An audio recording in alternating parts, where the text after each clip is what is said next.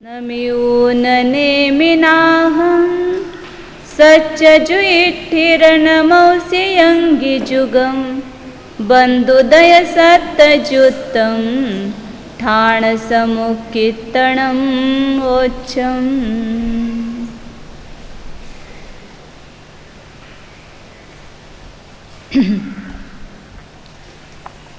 अपन नाम कर्म के बंध स्थान सवेरे देख रहे थे।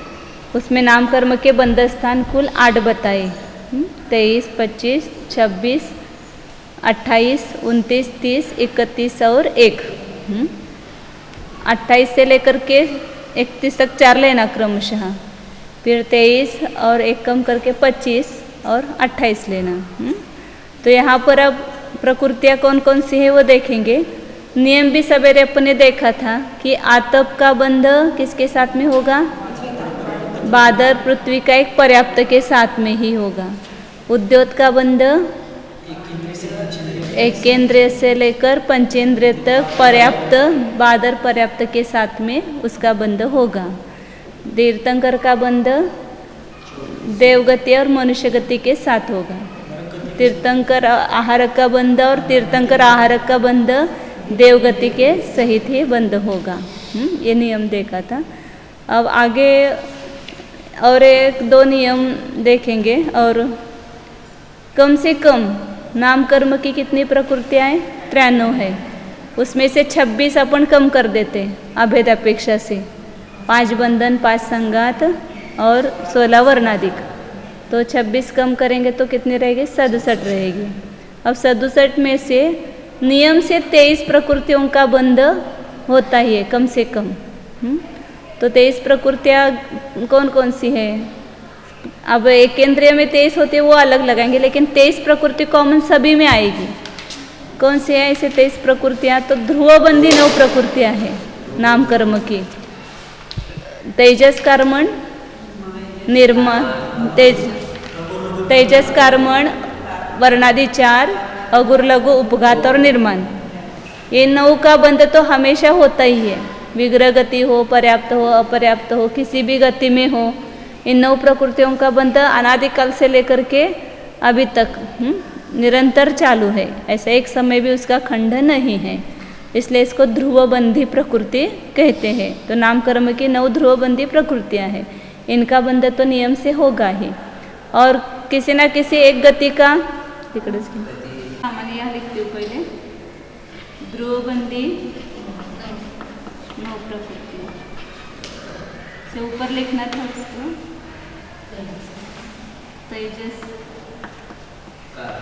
द्विक,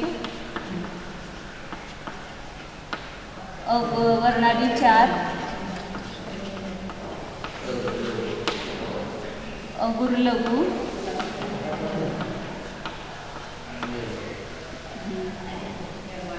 उपघात और निर्माण।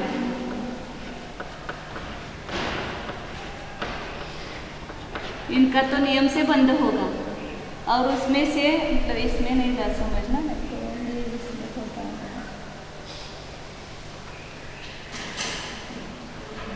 इधर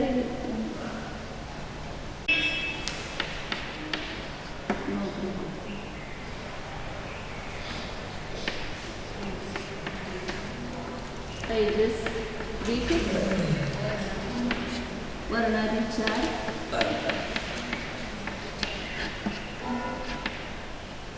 अगुरु उपघात और निर्माण।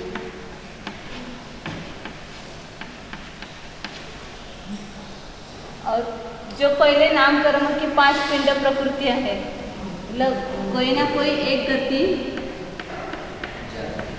एक जाति और एक शरीर। तो 2 शरीर तो यहाँ ध्रुवबंधी हो गए। तो 3 शरीर में से किसी एक शरीर का नियम से बंध होगा। औदारिक, वैक्रिक या आहरक। तो शरीर और संस्थान और अनुकूल, संस्थान और अनुकूल सभी बंध स्थानों में ये 5 प्रकृतियाँ आएगी नियम से। गति बदल जाएगी, लेकिन कोई ना कोई एक गति रहेगी। 5 जाति में से कोई ना एक जाति रहेगी, 3 शरीर में से एक शरीर रहेगा, और 6 संस्थान में से एक संस्थान होगा, और अनुपूर्वी में से कोई ना कोई एक अनुपूर्वी हो गया। संवनन और बीच में क्या छोड़ दिया? अंगोपांग। तो अंगोपांग और संवनन का बंध सभी के साथ नहीं होता, क्योंकि द्विंद्रिय से अंगोपांग और संवनन प्रारंभ होता है। इसलिए एकेंद्रिय के साथ जब भी बंध होगा, अंगोपांग और संवनन का बंध नहीं होगा। जब अपन द्विंद्रिय पर्याप्त से अपर्याप्त में भी संवनन नहीं होता है वहाँ पर, तो द्विंद्रिय पर्याप्त से लेकर के संवनन होगा, और अंगोपांग भी द्विंद्रिय से लेकर के अंगोपांग का उदय रहता है।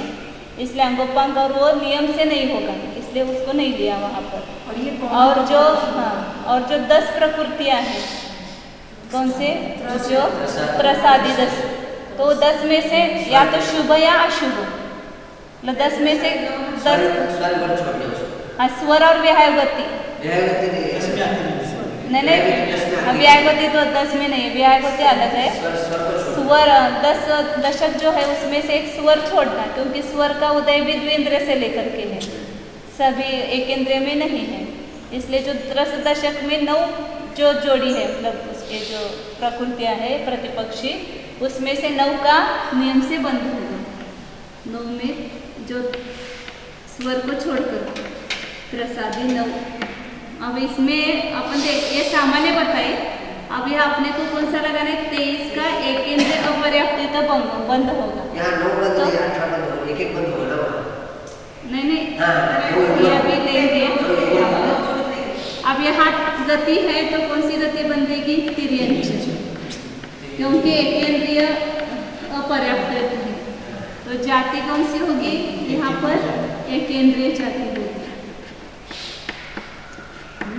और शरीर औदारिक शरीर, और संस्थान होगा मुंडक,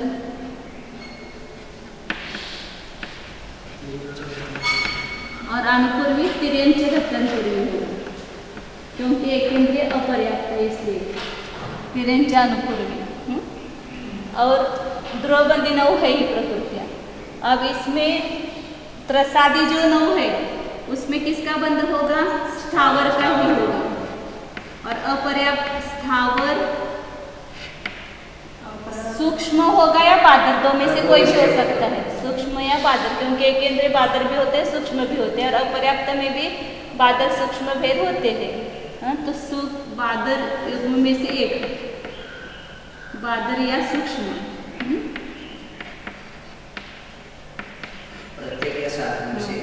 प्रत्येक या साधारण में से एक होगा।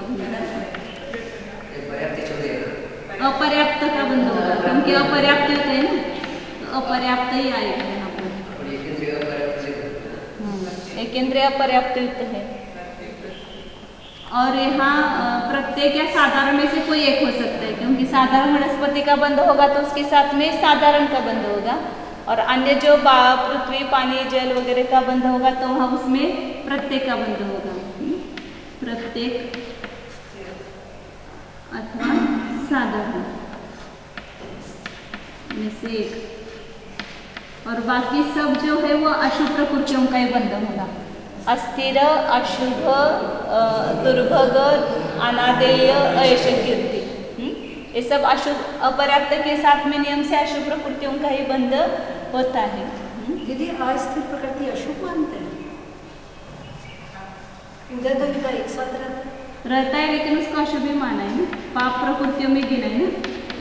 लेकिन इन दोनों के बिना गुजारा तो नहीं रही। 5 इन दोनों के बिना, उधर के बिना गुजारा नहीं। बंदगी तो एक साथ में एक है, तो अस्थिर बनेगा, लेकिन पूरा जो शरीर कायम रहता है, सारा फंक्शनिंग वो दोनों के उधर से रहता है, इसलिए प्रश्न पर अस्थिर का तो पाप का उदय भी रहता है ना उसमें, अस्थिर आदि 5। उसमें दुस्वर केवल छोड़ना, दुस्वर को छोड़ करके। यानी एकेंद्रिय पर्याप्त की कोटि में जो लिखा है आपने, वो जीव एकेंद्रिय नहीं है, नहीं, बांधने वाला जीव एकेंद्रिय नहीं है, वो बांधने वाला जीव तिर्यंच और मनुष्य है।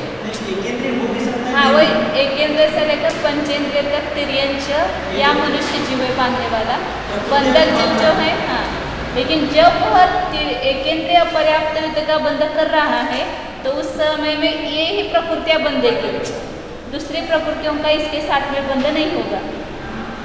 मतलब ये सब जोड़ी है इसका, मतलब एक साथ जिनका उदय आता है उस पर्याय में उसी का बंध उसके साथ में होगा। अपर्याप्त में उद्योग का आतप का उदय नहीं है तो उसके साथ में उसका बंध नहीं होगा। उच्छ्वास का परघात का बंध नहीं होगा। परघात और उच्छ्वास का बंध पर्याप्त के साथ में ही होता है, अपर्याप्त के साथ में नहीं होता है। अब एकेंद्रीय पर्याप्त युक्त संवनन किसके साथ में लेना, त्रस। और नियम बताए ना कि 5-6 संवनन और 6 अंगोपांग में से एक एक का बंध त्रस जीव या त्रस पर्याप्त जीव या अपर्याप्त जीव दोनों भी करते हैं। किसका बंध, मतलब उसका बंध 6 संवनन का और अंगोपांग का बंध त्रस पर्याप्त युक्त स्थान में भी होगा, त्रस अपर्याप्त युक्त स्थान में भी होगा। मतलब एकेंद्रीय के साथ में नहीं होगा उसका बंध। और स्वर युगल और विहायुगति युगल उसका भी बंध किसके साथ में होगा, त्रस पर्याप्त के साथ, वहाँ अपर्याप्त के साथ में नहीं होगा। स्वर और विहायुगति का उच्छ्वास और परघात का उदय सभी त्रस हो या स्थावर हो उसके पर्याप्त के साथ में ही होगा बंध।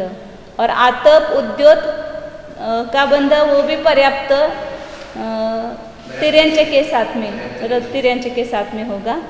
और तीर्थंकर आहारक का तो बताए ना, देवगति के साथ में तीर्थंकर या मनुष्य गति के साथ में, और आहारक का देवगति के साथ में ही बंध होता है। ये नियम ध्यान में रख करके अब अपन बराबर लगाएंगे वहाँ पर। अब यहाँ पर नहीं रहता है, इसलिए केंद्र के साथ में उसका बंध है।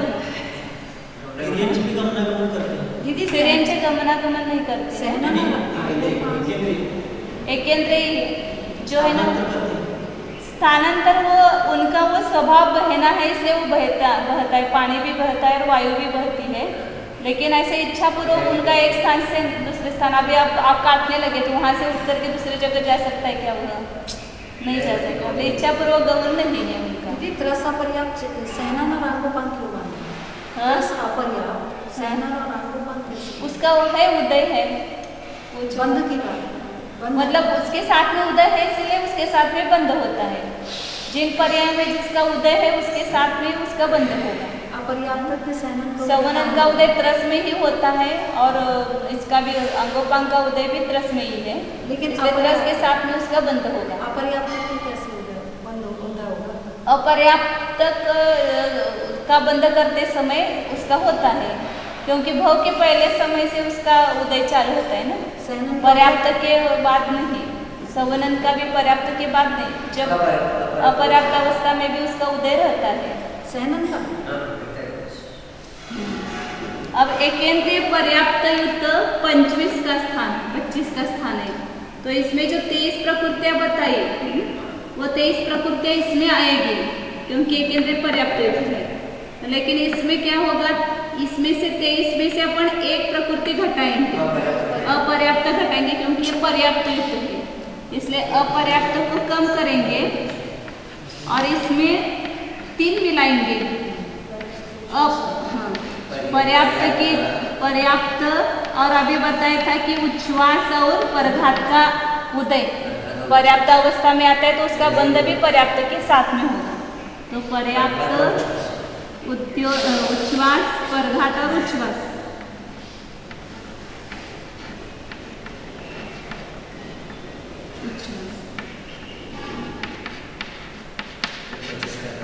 तो ये 3 मिलाए तो कितने हो गए, 25 हो गए। ये बहुत ऐसा अपने लगता है बहुत प्रकार है, इसमें कैसे याद रखेंगे, बहुत सरल है। ऐसे केवल एक 23 प्रकृतियाँ याद रखो कि इसमें 23 का नियम से बंध होता है इसमें, और एकेंद्रीय पर्याप्त के साथ में सब अशुभ प्रकृतियों का बंध है। अब हाँ, अब उसके जब भंग करेंगे बाद में उस तब करेंगे, अभी तो पहले प्रकृतियाँ देखते हैं।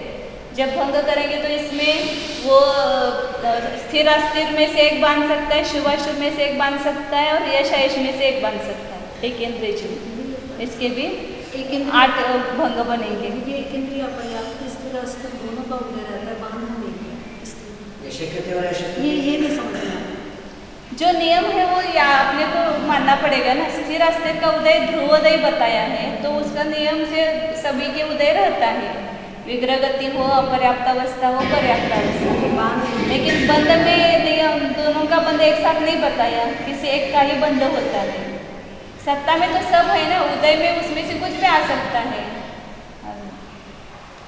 अब यहाँ पर द्विंद्रिय अपर्याप्त युक्त, तो इसमें क्या करेंगे, 23 का जो स्थान है ऊपर लिखा हुआ उसमें से एकेंद्रिय जाति घटाएंगे क्योंकि ये द्विंद्रिय है। एकेंद्रिय कम करेंगे, एक एकेंद्रिय कम किया और इसमें 3 मिलाएंगे। कौन से मिलाएंगे, द्विंद्रिय, अभी बताया था संवनन और अंगोपांग का उदय इसमें चालू होता है। तो द्विंद्रिय अपर्याप्त का कोई जो बंध करता है तो उसमें संवनन का भी वो असंप्राप्त सुरपाटिका का ही बंध होगा उसके साथ में, अपर्याप्त के साथ में। और अंगोपांग मतलब औदारिक अंगोपांग का बंध होगा। यहाँ पर औदारिक अंगोपांग देंगे।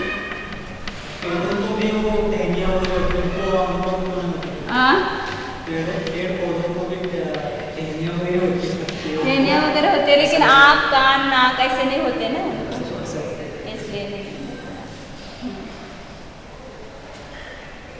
अब त्रिंद्रिय पर्याप्त में अपर्याप्त में कुछ नहीं करना है, इसमें केवल द्विंद्रिय हटाना, त्रिंद्रिय रखना। ये जो द्विंद्रिय पर्याप्त है जो 25 का स्थान है उसमें एक द्विंद्रिय कम करेंगे और इसमें त्रिंद्रिय मिलाएंगे। चतुरिंद्रिय में भी वही करना है। एक एक जो अपने अपनी जाते वो रखना है यहाँ पर। इसमें अपर्याप्त है ना, ये अपर्याप्त के साथ में स्वर और व्याहवती का बंध नहीं होगा, इसलिए यहाँ केवल क्या करना, चतुरिंद्रिय पंचेंद्रिय जाति लेना, बाकी सब ऊपर की प्रकृतियाँ लेना। 25 में से एक कम करके। और यहाँ मनुष्य में क्या करना है, यहाँ पर ये जो 25 प्रकृतियाँ हैं उसमें से तिरंज गत्यान पूर्वी कम करेंगे और उसकी जगह मनुष्य गत्यान पूर्वी रखेंगे केवल। तो कम की और इसमें 2 मिलाए, कौन सी, मनुष्य गति और मनुष्य गत्यान पूर्वी।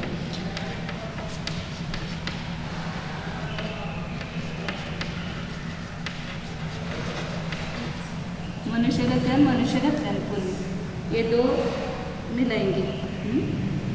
अब आगे 26 है, मतलब याद रखने के लिए अपने को ये तरीका याद रखना तो ज़्यादा प्रकृतियों का ये नहीं होगा। 26 में एकेंद्रिय पर्याप्त आतपयुक्त और उद्योतयुक्त है, तो ये जो एकेंद्रिय पर्याप्त युक्त का 25 का स्थान है इसमें केवल एक आतप जोड़ना, वही प्रकृति रहेगी। अब भंग जो बनेंगे बाद में बताएंगे इसमें। तो आतप नहीं बांधेगा तो उद्योग के साथ, हाँ आतप के साथ में बंधे करेगा तो 26 या आतप दोनों में से एक का बंध करता है एक समय में, आतप या उद्योग का में से, तो उद्योगयुक्त 26 का स्थान होगा। ये स्थिर अस्थिर शुभ अशुभ जो है ना, और ये शयश एकेंद्रिय में से लेकर सभी में ये दोनों में से कोई भी बांध सकता है। बल्कि सुभाग वगैरह में देव क्यों नहीं बांधता, अशुभ दुर्भाग वो उसके साथ में इतनी अशुभ प्रकृतियों का बंध नहीं होता है, उसका उदय नहीं आता है ना उनको, देवों को दुर्भग दुस्वर अनादय का उदय नहीं होता है उनको। नरगति में क्या होगा, इसमें से केवल देवद्वीप की जगह क्या होगा, नरकद्वीप होगा। और संस्थान जो है यहाँ पर घुंडक संस्थान होगा, द्वीप पंचेंद्रिय जाति और संस्थान घुंडक होगा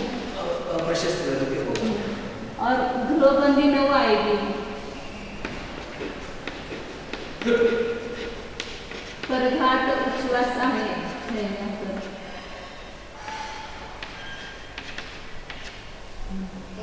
अप्रशस्त व्याहवती होगी। त्रस चतुष्ट लिखती हूँ यहाँ पर। और यहाँ पर भी स्थिर नहीं, यहाँ स्थिर अशुभ का ही बंध होता है ना, नरगति के साथ में सब अशुभ प्रकृतियों का ही बंध होगा ना नरगति के साथ में। हाँ नहीं, उसमें सब अशुभ प्रकृतियों का ही बंध होता है। अस्थिर आदि अस्थिर षट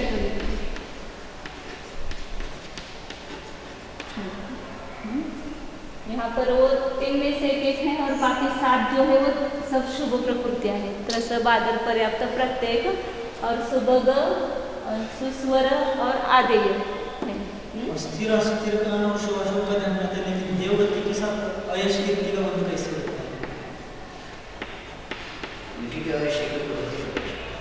उसमें देव में वो किसी की बुराई दीदी वो अदेखस का भाव है ना दीदी, देवों में अदेखस का भाव है, इसलिए अयशमान देव में बांधता है वो नहीं, देव गति के साथ में बंद होता है उसका, ये लगाना है ना यहाँ देव गति के साथ वो मतलब उनको उदय है ये लगाना है अपने को, यहाँ बंद है इसका अर्थ उस पर्याय में इनका उदय है ये लगाना है। तो देव में अयश का उदय रहता है, लेकिन कैसे अभी उदाहरण पुराणों में देखना पड़ेगा, कुछ देवों के भी अयश हुआ है ऐसा। हाँ व्यंतर वगैरह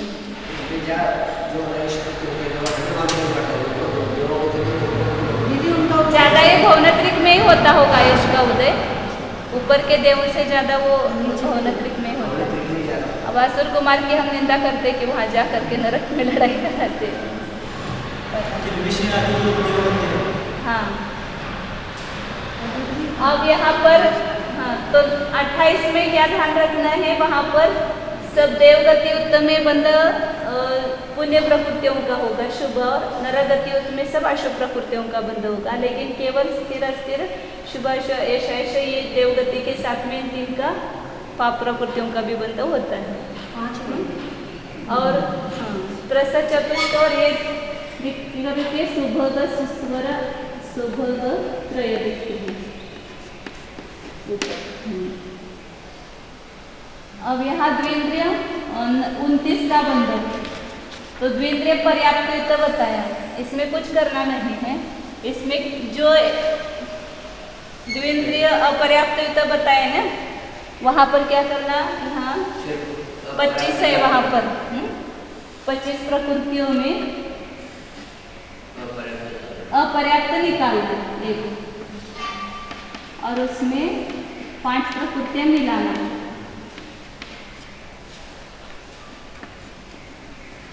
कौन से मिलाएंगे, परघात, उच्छ्वास, व्यायगति और स्वर, उच्छ्वास व्यायगति स्वर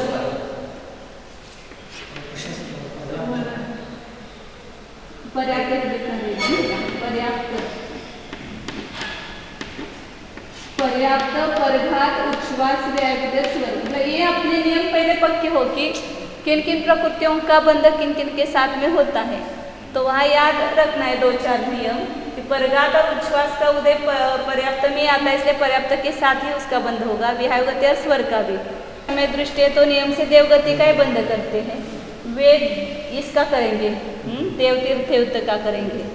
मनुष्य जो है 29 ये प्रकृति बांध देंगे, नहीं यहाँ पर नहीं, 29 का बंध, मनुष्य जो है वो तीर्थंकर का बंध करने वाले 29 का करेंगे, और देव और नारकी जो है वो 30 का करेंगे तीर्थंकर का बंध करने वाले सब, और आएगा फिक्स वहाँ पर बाद में।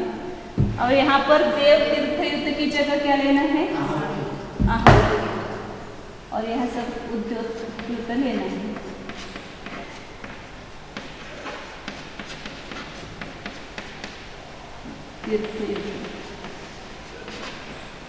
और देव आहार युक्त,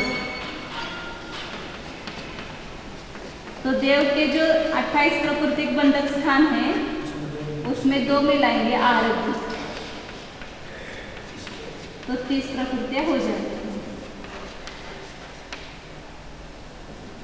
मतलब ज़्यादा कुछ नहीं करना पड़ा। 29 के जो स्थान है पूरे वैसे हो गए, केवल एक एक प्रकृति उसमें अपन मिलाते गए और इसमें देव के साथ में आहारक द्वीप मिला है। अब 31 का है स्थान देव, हाँ देव तीर्थ आहारक। तो इसमें जो 30 का जो स्थान है उसमें केवल तीर्थंकर मिलाएंगे। 30 का कौन सा? देव तीर्थ युक्त जो है देव आहार युक्त है उसमें। या 28 में देव गति होते है उसमें एक तीर्थंकर और आहार द्वीप जोड़ो। मैंने हाँ ये 31 का बंधन केवल 7वें और 8वें गुणस्थान में होगा और दूसरी जगह कहीं होगा नहीं, क्योंकि आहार द्वीप का बंध करने वाले 7वें 8वें गुणस्थान होती है। तो यहाँ देव ये तीर्थंकर मिलाएंगे, देव आहार तीर्थंकर जोड़। तो 31 का स्थान हुआ और एक प्रकृति मतलब यशस कीर्ति। इसका बंध 8वें के 7वें भाग से लेकर के 10वें गुणस्थान तक होता है, एक का बंध स्थान। मतलब याद अपने को कुछ क्या रखना है, केवल ये 23 प्रकृति याद रखना है। फिर उसमें अपने 3-4 नियम अपने को मालूम है तो उस जगह अपन क्या करेंगे? पर्याप्त है तो वहाँ परगात उच्छ्वास जोड़ेंगे, द्विंद्रियाधिक है तो उसमें व्याहार गति स्वर जोड़ेंगे और फिर उसमें जो गति है उसकी गति और अनुपूर्वी जोड़ेंगे। इतना ही करना है। और देवगति और नरगति में भी अपने अपने वो देव गति शरीर वो जोड़ना है और कुछ नहीं। और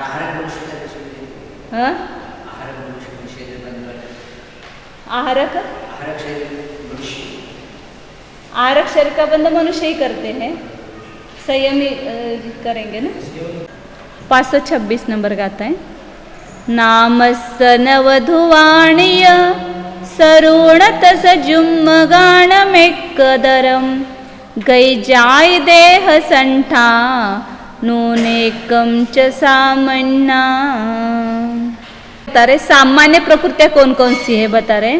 नामस नवधुवानी, नाम कर्म की 9 ध्रुव प्रकृतियां मतलब ध्रुवबंधी प्रकृतियां है उस। और सर ऊन मतलब स्वर से रहित, तस जुम्मगाणम एक्कदरम मतलब स्वर को छोड़ करके जो त्रस दशक है उसमें जो युग्म है त्रस स्थावर बादर सूक्ष्म पर्याप्त अपर्याप्त, ये जो युग्म है इसमें से किसी एक का बंध होगा।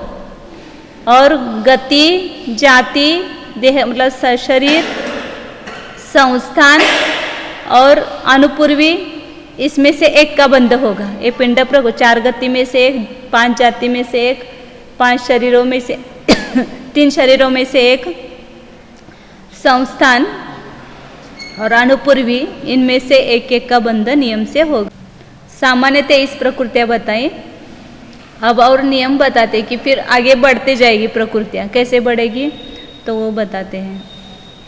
527 नंबर का था और 528 भी दोनों पढ़ लेते हैं। बंधे नय संहदि अंगो वंगाण में गदरगम तु तपुण्ये नय सरगम नानम पुण एगदरगम तु पुण्येन समम सव्वे नुस्सासो नियम साधु परघादो जोगठाणे तावम उज्जोवम तिथमाहारम। तस बंधे नय त्रस बंध के साथ ही, यह शब्द यहाँ एव अर्थ में लगाना है। च शब्द त्रस बंध के साथ ही संवधि मतलब संवहनन और अंगोपांग में से किसी एक का बंध होता है। मतलब 6 संवहनन में से एक और 3 अंगोपांग में से किसी एक का बंध होता है। और त्रस बंध सामान्य लिखा मतलब त्रस पर्याप्त हो या त्रस अपर्याप्त हो। तब पुण्य नय फिर त्रस पर्याप्त के साथ ही सरगम नानम पुण्य एक दरगम तो स्वर और व्याहगति में से किसी एक का बंध होता है। और आगे नियम बताते हैं। पुण्येन समम सव्वेन पुण्येन समम सभी पर्याप्त के साथ, एक इंद्रिय हो द्विंद्रिय हो त्रस हो या स्थावर हो, सभी के पर्याप्त के साथ में उच्छ्वास और परघात का नियम से बंध होता है। जोगट्ठाने तावम उज्जोवम तित्तम आहारम। और योग्य स्थान में आतप, उद्योत, तीर्थंकर और आहारक, इनका नियम बताए ना पहले दो गाथा में, इसलिए यहाँ योग्य स्थान ऐसा लिख दिया। योग्य स्थान में आतप, उद्योत, तीर्थंकर और आहारक का बंध होता है, तो होगा भी नहीं भी होगा, इसलिए यथायोग्य बताया। हाँ, मतलब पर्याप्त बादर पर्याप्त के साथ होगा ही ऐसा नहीं, उसके बंध के योग्य वहाँ पर परिणाम है तो वहाँ हो जाएगा, नहीं तो नहीं होगा। अब आगे बताते हैं, 529 नंबर गाता है। तिथेनाहार दुगम एक सराहेन बंध में दीदी, पक्किते ठाणानम पैडीनम होदि परिसंखान। शंकर के साथ में आहारक द्विक का एक साथ बंध होता है, मतलब उसमें होने में कोई बाधा नहीं है। तीर्थंकर और आहारक द्विक इन दोनों का एक ही साथ बंध हो सकता है। तो इस प्रकार ये सब नियम बताए। इस नियम के अनुसार हम जहाँ तहाँ वो प्रकृतियाँ डालेंगे, पक्किते मतलब उसमें प्रक्षेपण करने पर स्थानों के प्रकृतियों की संख्या होती है। तो जहाँ जहाँ एक इंद्रिय आए, पर्याप्त आए, तो वहाँ पर ये प्रकृतियाँ उसमें परगात उच्छ्वास डालना। द्विंद्रियादि त्रस आए तो उसमें संवनन और अंगोपांग रखना। फिर त्रस पर्याप्त आएगा तो उसमें स्वर और विहाय गति उसमें रखना। इस प्रकार रखने पर स्थानों की प्रकृतियाँ होती हैं। अब यहाँ पर कौन सा बंध स्थान किसके साथ में है वो बता रहे हैं। एयख अपज्जतम इति पज्जत बिति च पुनरापज्जतम एन्द्रिय पज्जतम सुरनिरय गैहि संयुक्तम पज्जत गबिति च पमणु सदेव गति संजुदानि दोन्निपुणो सुरगैजुदम गैजुदम बंदठानानि नामस। प्राकृतिक स्थान बताए थे, तो उसमें कौन कौन सा स्थान किससे संयुक्त है वो बताया इसमें। पहला जो 23 का स्थान है वह एयख अपज्जतम, एकेंद्रिय अपर्याप्त युक्त है। फिर आगे इगि पज्जत, एकेंद्रिय पर्याप्त, बी मतलब द्विंद्रिय, ती मतलब त्रिंद्रिय, च मतलब चतुरेंद्रिय, पर्णर मतलब पंचेंद्रिय और अपर्याप्त युक्त है। मतलब द्विंद्रिय, त्रिंद्रिय, चतुरेंद्रिय, पंचेंद्रिय का अपर्याप्त युक्त लगाना है।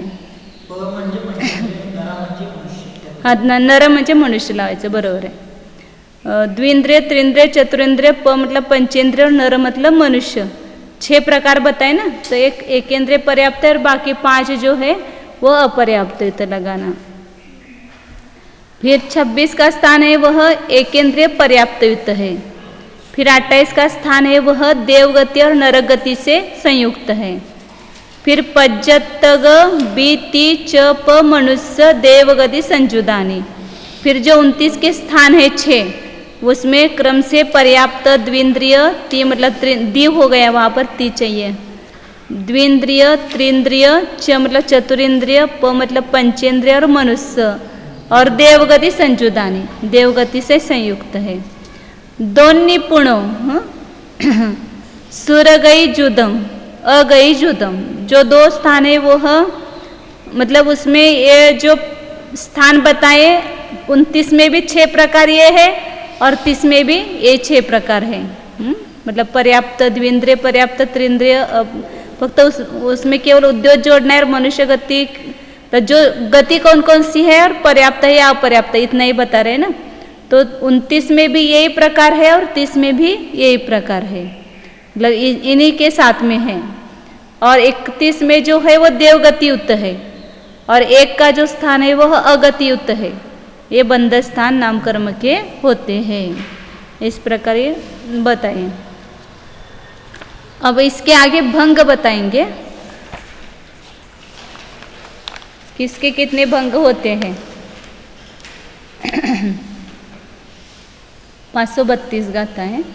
ठाने संघड़ने विहाय जुम्मे चरिम जुम्मे अविरुद्धे कदरादो बंद ठाणे सुभंगाहू। बंद स्थानों में भंग कैसे होते हो बताए।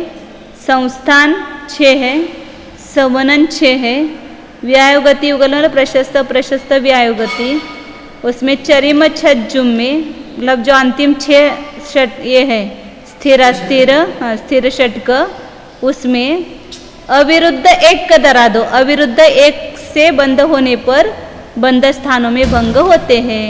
तो उसका गुणा करेंगे 6 गुणा 6 36 हो जाएंगे। फिर उसको विहायुग्म से गुणा करेंगे तो 72 हो जाएंगे। फिर उसको 2 से गुणा करेंगे, 2 6 12 आएगा ना। स्थिर अस्थिर शुभ शुभ और सुभग दुर्भग सुस्वर दुस्वर आदे अनादे और ऐश कीर्ति और ऐश कीर्ति, ऐसे 2 युगल रखेंगे। तो वहाँ क्रम से 2 गुना करेंगे तो कुल भंग कितने होते 4608 होते हैं। 72 हुए थे ना यहाँ तक। फिर उसके 2 गुना किया तो 144 होंगे, 200 उसके 2 गुना किया तो 288 हो जाएंगे। या इधर 2 का 6 बार वो जो 7 बार है उसका गुना कर किया तो 128 होते हैं, ऐसा भी किया तो चलता है। और 6 का गुना किया तो फिर 128 का 6 का गुना किया तो 768 हुए, और वापस 6 का गुना किया तो 4608 भंग होते हैं। ये देखा ना दीदी 532 नंबर का तो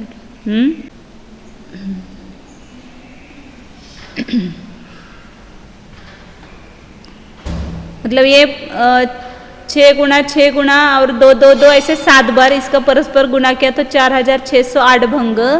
पंचेंद्रिय त्रियंच और मनुष्य गति युक्त जो बंद होगा तो उसके साथ में भंग होंगे। अब किन के साथ होते हैं सब बताएंगे आगे। तथा सत्थो नारय सौवा पुण्येन होदि बंदो एकदरा भावादो तत्थे को चेव भंगो दू। तत्थ असत्थो नारय सौव अपुण्येन, नरक गति के साथ में और सभी अपर्याप्तों के साथ में नियम से अप्रशस्त प्रकृतियों का ही बंध होता है।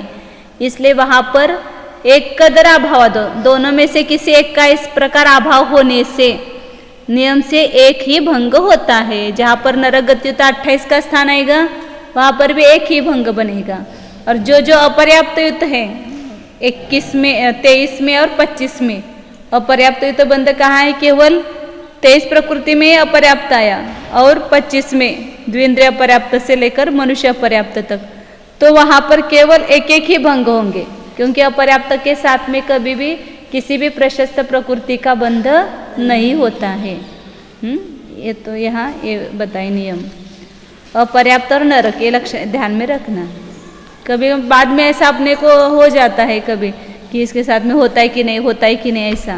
तो नरक और एक अपर्याप्त के साथ कोई भी अपर्याप्त हो तो उसके साथ में नियम से अप्रशस्त प्रकृतियों का ही बंध होता है। मतलब जो 2 युगल है ना उसमें से केवल अप्रशस्त प्रकृतियों का ही बंध होगा। तो ऐसा त्रस बादर ये भी प्रकृतियाँ पुण्य प्रकृतियाँ हैं। तो फिर ऐसा वो लिखा ना कोई से मतलब मोक्ष मार्ग प्रकाशक में कि नरक में सभी पाप प्रकृतियों का ही उदय होता है। तो ऐसे होता है तो फिर उसमें से कोई गलतियाँ निकालते हैं ना कि त्रस बादर पंचेंद्रिय ये प्रकृतियाँ तो शुभ है उसका भी बंध होता है। तो टोडरमल जी का गलत हो गया कहना।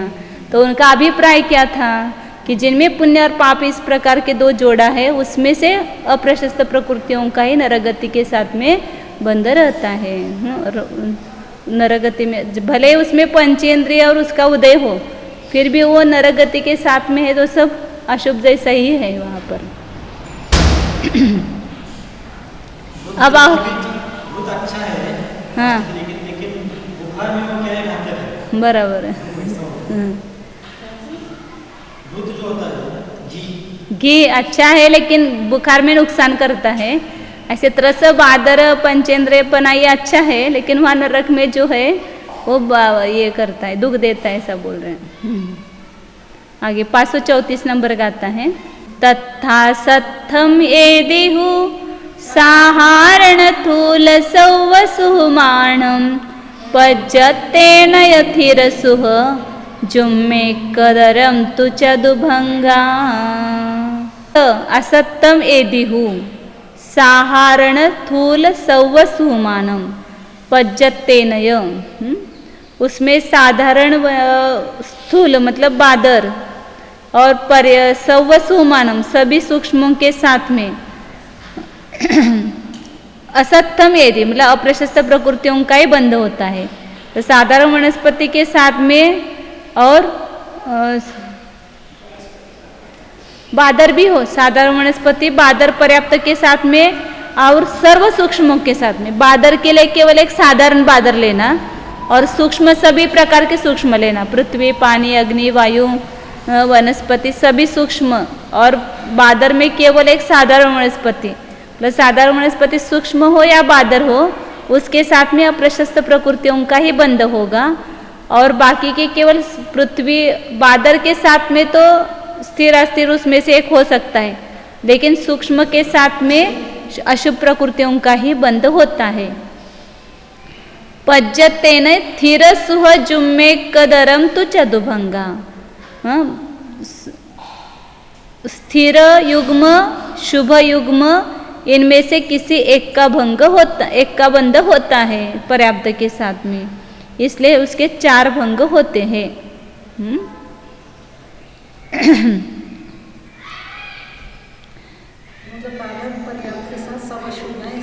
केवल इसमें स्थिर शुभ, स्थिर अस्थिर शुभ अशुभ इसको छोड़ करके बाकी सब अप्रशस्त प्रकृतियों का ही बंध होता है।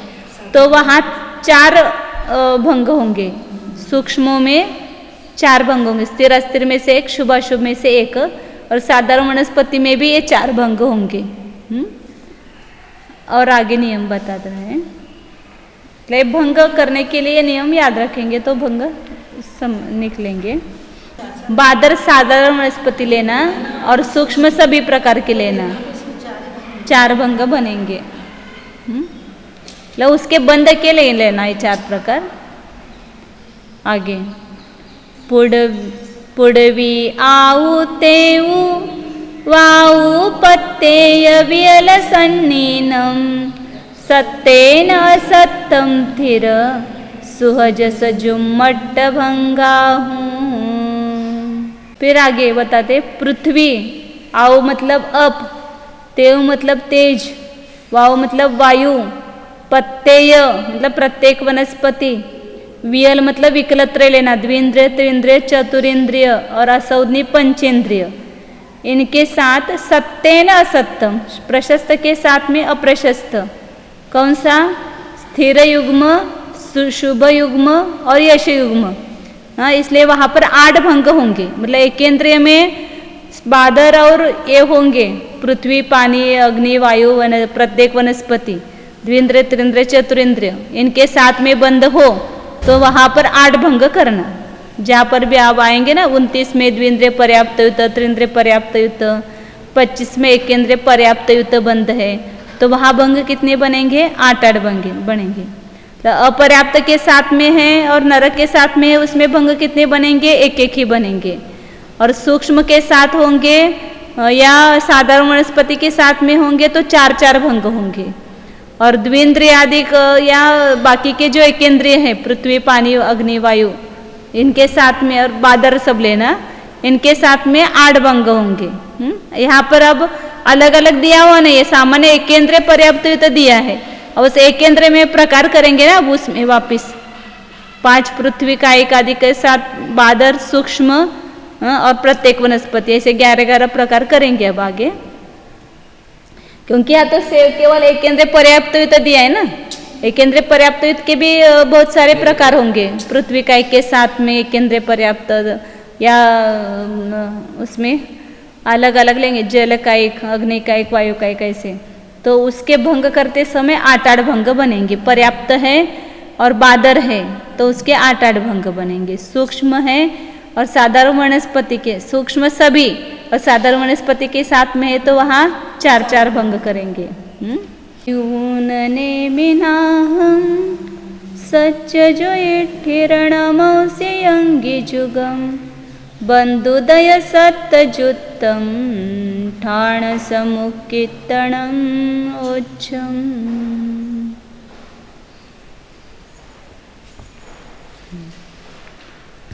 नाम कर्म के 8 बंध स्थानों की प्रकृतियों को अपने देखा है और भंग कहाँ पर कितने होते हैं मतलब सामान्य रूप से भी देखा। अपर्याप्त के साथ और नरगति के साथ में एक एक ही भंग होता है। सब सूक्ष्म और साधारण वनस्पति के साथ में 4 ही भंग होते हैं। उसमें स्थिर अस्थिर और शुभ अशुभ में से एक। और जो बाकी के द्विंद्रिय पर्याप्तादिक है उनमें 8 भंग होते हैं। और जहाँ सौदनी पंचेंद्रिय और मनुष्य व पर्याप्त आएंगे उनके साथ में 6 संस्थान 6 संवनन जितने भंग किए वो 4608 होंगे भंग। अब वो एक एक स्थान के कितने भंग होते हैं उसको अपन देखते हैं यहाँ पहले। तो यहाँ अपन भंग देखते हैं। पहला गुण स्थान है उसमें 23, 25, 26, 28, 29, 30 ये सभी का बंध होता है। 31 और 1 का बंध नहीं होता है, बाकी सभी का बंध होगा। तो उसमें पहले गुण स्थान की अपेक्षा से भंगों की संख्या अलग होगी, इसलिए उसको अलग निकाला है। तो पहले गुण स्थान में मिथ्या मतलब एकेंद्रिय अपर्याप्त तो बंध करता है जीव। तो उसमें एकेंद्रिय के भेद कितने किए? 11 किए। 5 बादर, 5 सूक्ष्म, 5 बादर और 1 प्रत्येक वनस्पति केवल बादर ही। ऐसे 11 भेद होते हैं। तो 11 के साथ में अपर्याप्त का बंध होगा। तो एकेंद्रिय के जो 11 प्रकार हैं उन सब एक अपर्याप्त के साथ में 23 का बंध होगा। 11 प्रकार तो अभी बताएं। बादर के 6 और सूक्ष्म के 5 इस प्रकार। तो यहाँ पर सब अप्रशस्त प्रकृतियों का ही भंग होता है, इसलिए यहाँ पर एक ही भंग होता है, क्योंकि इसके अपर्याप्त के साथ भी किसी प्रशस्त प्रकृतियों का बंध नहीं होता, ऐसा बताए ना। तो ये सब अपर्याप्त है 23 में। अब 25 पहले गुण स्थान में ही 25 का बंध होता है। तो उसमें एकेंद्रिय पर्याप्त उसमें 2 प्रकार करेंगे, सूक्ष्म और साधारण वनस्पति बादर। इसको अलग, क्योंकि उसके भंग कितने बताए? स्थिर अस्थिर और शुभ अशुभ में से 1 करता है, इसलिए उसके 4 ही भंग होते हैं। तो यहाँ 5 सूक्ष्म और 1 बादर साधारण वनस्पति।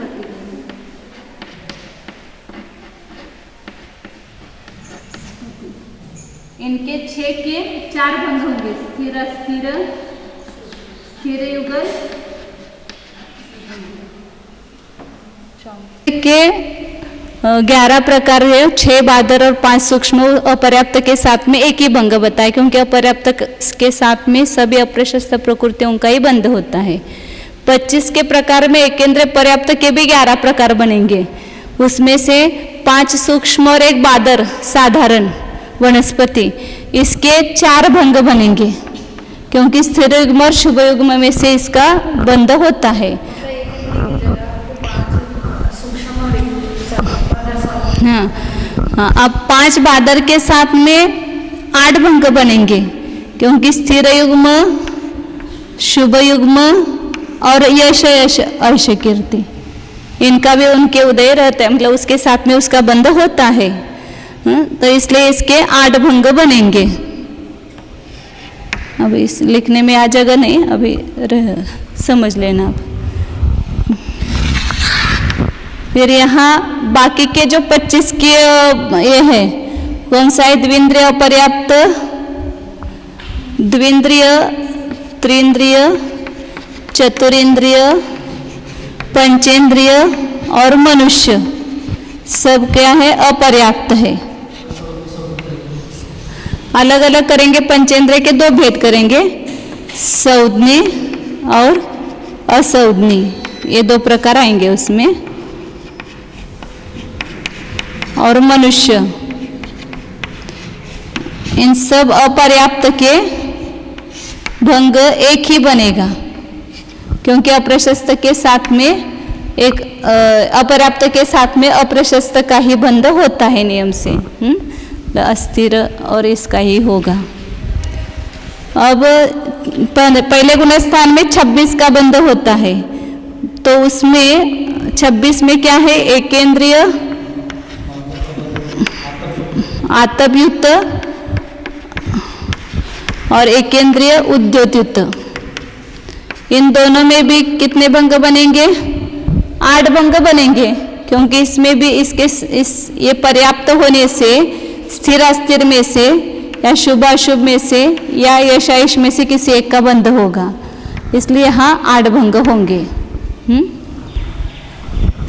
अपने तर्क लगाना यहाँ पर, जहाँ पर अपर्याप्त आएगा तो वहाँ 4 ही एक ही भंग करेंगे, और सूक्ष्म और साधारण वनस्पति है तो वहाँ 4 भंग करेंगे, और एकेंद्रिय अन्य कोई भी है तो उसमें 8 भंग बनेंगे।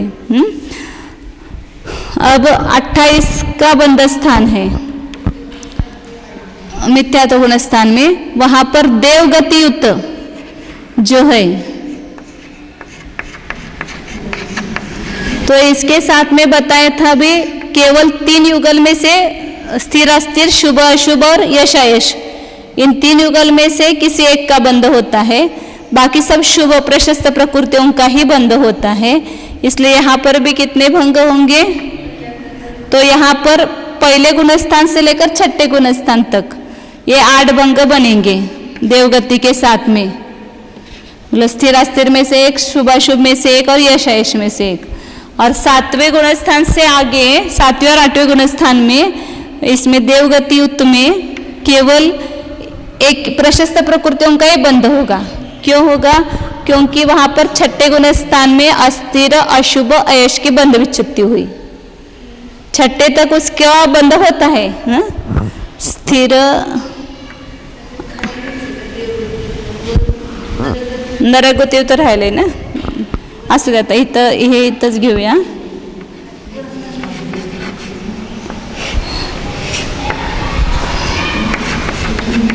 देवगतियुक्त मतलब आगे गुणस्थान में, मतलब यहाँ मिथ्यात्व गुणस्थान में तो 8 भंग होंगे ही, तो वो यहाँ पर ही लिख दे 1 से 6 गुणस्थान तक वो 8 भंग होंगे। 7वें और 8वें गुणस्थान में केवल एक ही भंग बनेगा, प्रशस्त है। अब नरगति के साथ में क्या हो रहा है? 7वें 8वें गुणस्थान के आगे नरगति आ रहा है। ऐसा किया ना, ये एरो किया है ऐसा। हाँ, अब नरगतियुक्त जो है इसके साथ में भी बताया था कि अप्रशस्त प्रकृतियों का ही बंध होता है। नरगति और अपर्याप्त के साथ में केवल अप्रशस्त प्रकृतियों का ही बंध होता है, इसलिए यहाँ पर एक का ही बंध होगा, एक ही भंग होगा। अब 29 का जो प्रकार है उसमें क्या है? द्विंद्रिय पर्याप्त, त्रिंद्रिय पर्याप्त, चतुरिंद्रिय पर्याप्त, असंज्ञी, संज्ञी, मनुष्य, मनुष्य भी आएगा ना, मनुष्य के ज़्यादा होंगे या संज्ञी के भी ज़्यादा होंगे। ये द्विंद्रिय, त्रिंद्रिय, चतुरेंद्रिय, पंचेंद्रिय पर्याप्त, असंज्ञी पर्याप्त, इनके क्या होंगे? 2-2 भंग होंगे। अभी बताया था ना यहाँ पर शुभ अशुभ में से, स्थिर अस्थिर में से, शुभ अशुभ में से और यशायश में से किसी एक का भंग होगा इनके साथ में, तो यहाँ पर भंग 8 बनेंगे। वही बताए ना कि वो दे दो। महाराज जी का ले गए क्या महाराज जी?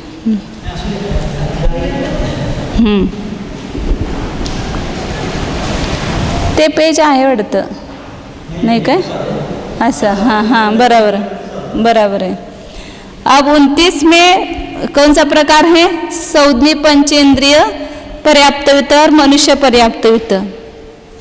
जो मिथ्यात्व में है वो द्विंद्रिय पर्याप्त, त्रिंद्रिय पर्याप्त, चतुरेंद्रिय पर्याप्त, असंज्ञी पंचेंद्रिय उद्योतयुक्त।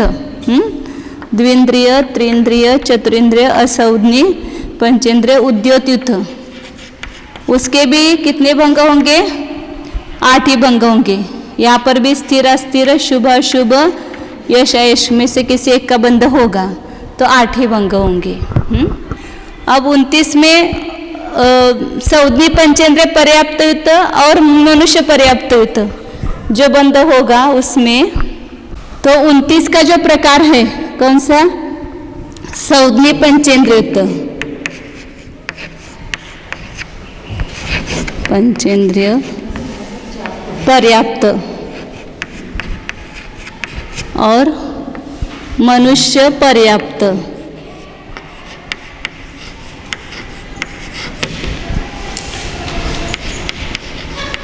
तो इसमें 6 संस्थान में से एक, 6 संवनन में से एक जो भंग कहते हैं ना 4608, तो सब भंग होंगे। 6 गुणित 6 गुणित 1 2 3 4 5, हाँ 7 बार होना चाहिए, 5 हो गए, दर गुणित करते।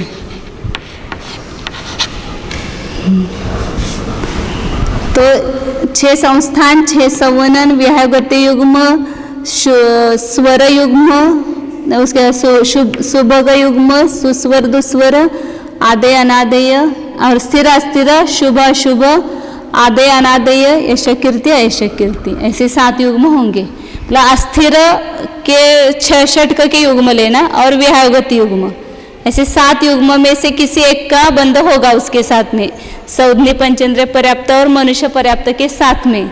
तो कुल 4608 भंग होते हैं, अभी बताए थे गाथा में। उसी प्रकार मनुष्य के साथ में भी इतने ही भंग होंगे, 4608। और जो 30 का स्थान है इसमें कौन सा? सौधनी पंचेंद्रिय उद्योतयुक्त,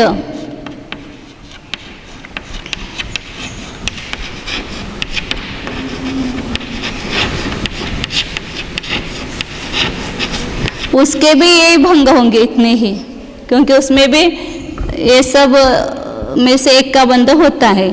तो 4608 भंग होंगे। अब 29 में नहीं, सब मिथ्या तो गुणस्थान में जो बंध होने वाले वो प्रकार यहाँ खत्म हो गए, क्योंकि यहाँ पर 30 में और उसमें 29 में देव तीर्थ युक्त है, वो इस मिथ्या तो गुणस्थान में बंध नहीं होगा। और 30 में जो देव आहारक युक्त है उसका भी बंध मिथ्या तो गुणस्थान में नहीं होगा। बाकी सब प्रकार हो गए। और दूसरे गुणस्थान में 23 का बंध नहीं होगा, 25 का नहीं होगा, क्योंकि उसमें क्या है? अपर्याप्त की बंध विच्छुत्ति कहाँ होती है? पहले गुणस्थान में होती है, इसलिए अपर्याप्त तो बंध तो दूसरे गुणस्थान में होगा नहीं।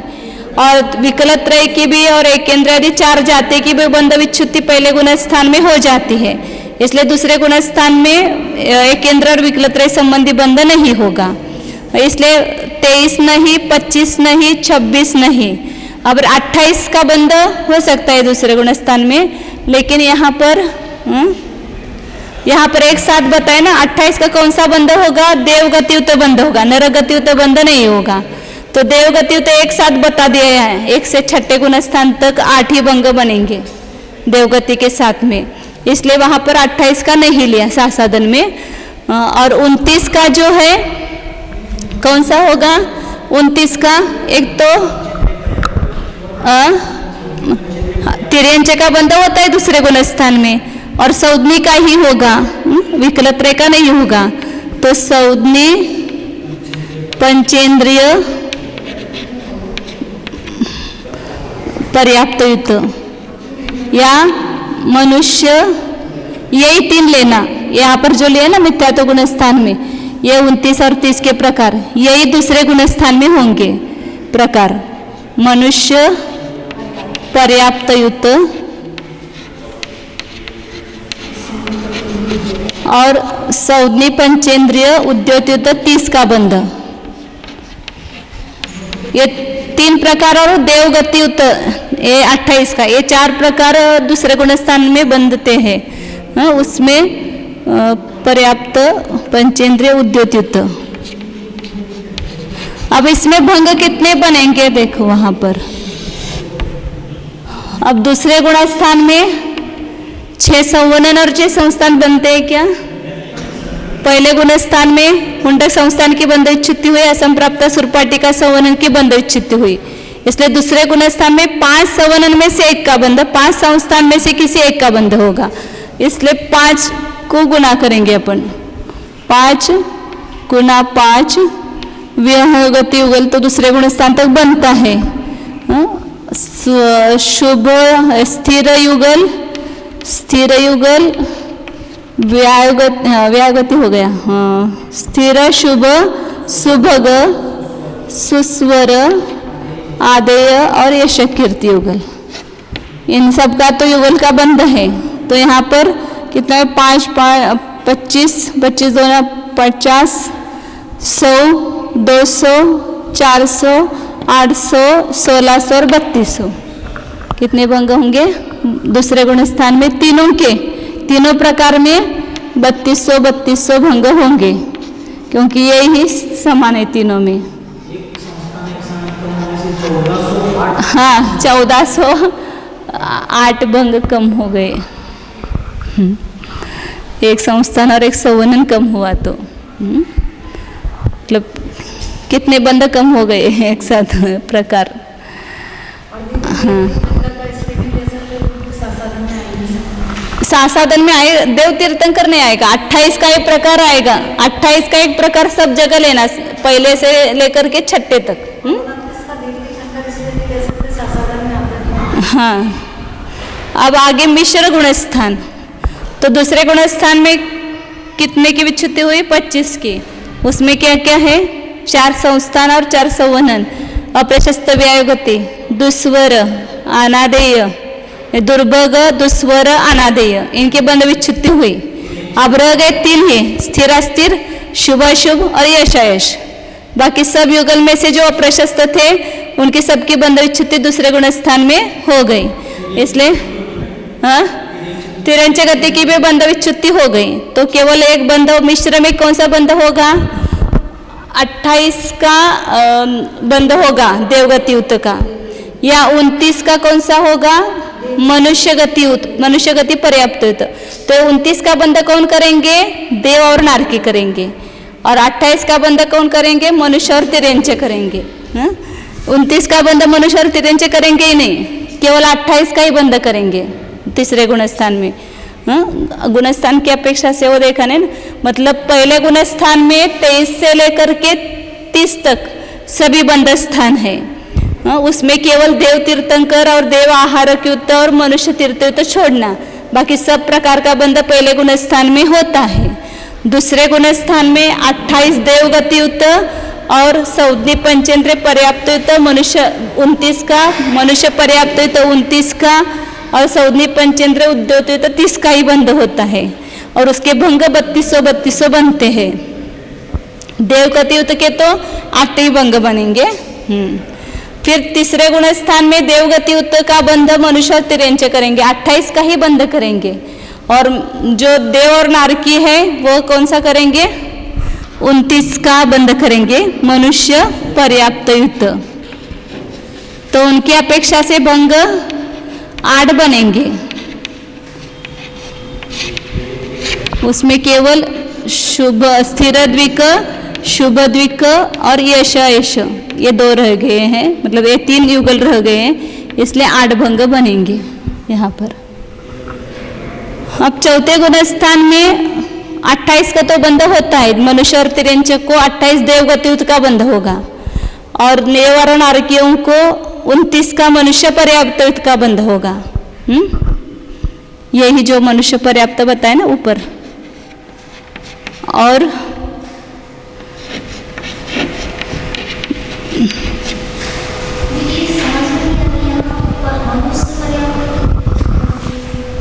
हाँ, क्या हो गया?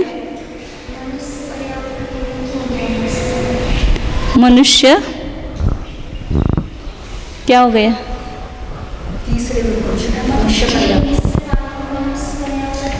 वो कौन बंद करेंगे? देव और नारकी। देव और नारकी जब तीसरे गुणस्थान में बंद करेंगे तो मनुष्य पर्याप्त युक्त का बंद करेंगे 29 का। दूसरा कोई बंद होता ही नहीं है मिश्र में। 28 और 29 दो ही बंद स्थान है वहां पर। मनुष्य तिर्यंची की अपेक्षा से 28 का और देव और नारकियों की अपेक्षा से 29 का बंद स्थान है। कौन सा? तिर्यंची का बंद होता है क्या तीसरे गुणस्थान में? तिर्यंची गति का बंद नहीं होता है ना। हाँ तिर्यंची ही है ना वो सब। द्विंद्र त्रिंद्र चतुरेंद्र सौन्या सौनी सब पंचेंद्रिय ही है। हाँ इतना तो समझ में आने लगा कि गलत बोला है ऐसा। ठीक है। तो चौथे गुणस्थान में 29 का जो मनुष्य पर्याप्त युक्त है वो बंद देवनारकी करेंगे तो वहां पर भी 8 भंग बनेंगे। देव गुना 2 गुना 2। और 30 का बंद कौन सा करेंगे? देव मनुष्य तीर्थयुक्त।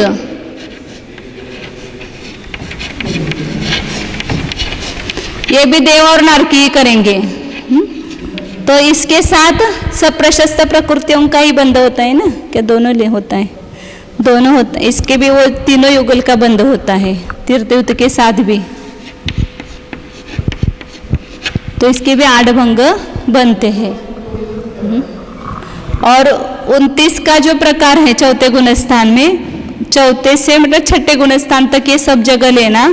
देव तीर्थयुक्त 29 के 2 प्रकार होंगे चौथे गुणस्थान में।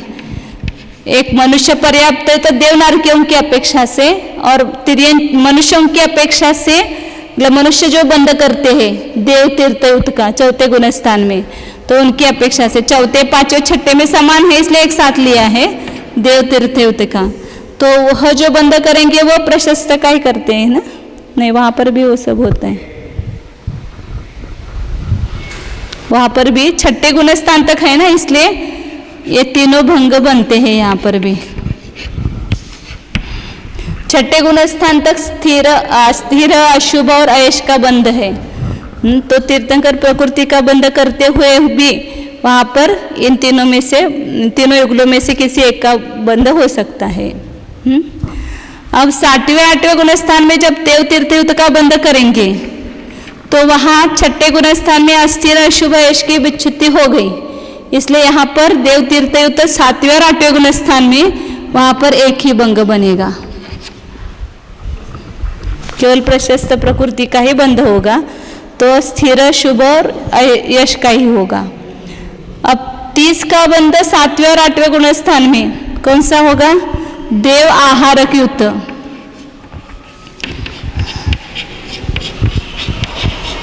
मतलब 7वें और 8वें गुणस्थान में एक तो देव तीर्थयुक्त या खाली देवयुक्त या देव आहारक युक्त, ऐसे 3 प्रकार से बंद हो सकता है। आगे बताएंगे वो देव तीर्थंकर आहारक युक्त। ये 4 बंद स्थान 7वें और 8वें गुणस्थान में संभव है। कौन कौन से? एक सामान्य देवगतियुक्त, दूसरा देव तीर्थयुक्त, तीसरा देव आहारक युक्त और चौथा देव तीर्थंकर आहारक युक्त 31 का। ये 4 बंद स्थान 7वें और 8वें गुणस्थान में संभव है। छठे में कौन कौन से संभव है? 2 ही, देव तीर्थयुक्त, देवयुक्त और देव तीर्थयुक्त छठे गुणस्थान में। 5वें गुणस्थान में भी देवगतियुक्त और देव तीर्थयुक्त, ये 2 ही संभव है। चौथे में चारों गतियों की अपेक्षा से 28, 29, 30 ये तीनों संभव थे। अब वहां पर मनुष्ययुक्त बंद मनुष्यों में होता नहीं है, केवल देवगतियुक्त ही बंद होता है। इसलिए यहाँ पर 7वें और 8वें गुणस्थान में जब देव 30 के 2 प्रकार है ना, मनुष्य तीर्थयुक्त या देव आहारक युक्त। तो मनुष्य तीर्थयुक्त तो चौथे गुणस्थान तक ही बंद होगा क्योंकि देव और नारकी करते हैं। और 30 में जो देव आहारक युक्त है उसका बंध छठे और 7वें और 8वें गुणस्थान में ही होता है। तो इसके साथ में सब प्रशस्त प्रकृतियों का ही बंध होगा क्योंकि छठे गुणस्थान में सब विच्छुत्ति हो गई है, इसलिए यहाँ एक ही भंग होगा। और 7वें और 8वें गुणस्थान में 31 का बंध होता है देव तीर्थ आहारक युक्त। तो वहां पर भी सब प्रशस्त प्रकृतियों का ही बंध होता है, इसलिए एक ही भंग बनेगा। और 8वें से लेकर 10वें गुणस्थान तक यश कीर्ति का बंध होता है, तो वहां पर भंग नहीं है, एक यशस्कृति का एक ही भंग होगा।